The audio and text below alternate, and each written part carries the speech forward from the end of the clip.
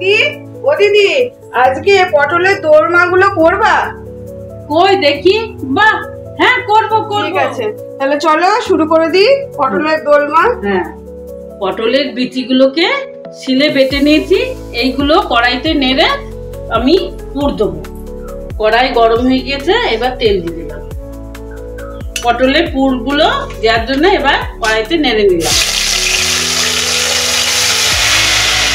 একটু হলুদ দিলাম, একটু নুন দিলাম, দিলাম। পটলের পুরটা আমার হয়ে গেছে, এবার তুলে নিলাম। দিয়ে পটলের মধ্যে পুর দেবে। এবার এইভাবে পটলের পুরগুলো দিয়ে দিলাম। পটলের পুরগুলো আমার রেডি হয়ে গেছে। এক এক করে কড়াইয়ে ভেজে নিচ্ছি।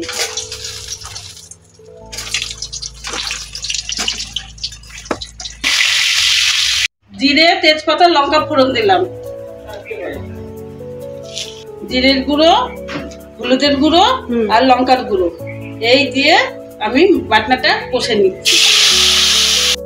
কাজু বাদাম আর পোস্ত বাটাটা দিয়ে দিলাম। পরিমাণ মতো নুন দিয়ে দিলাম। পটলের দোলমা আমার রেডি হয়ে গেছে, এবার নামিয়ে ফেলবো।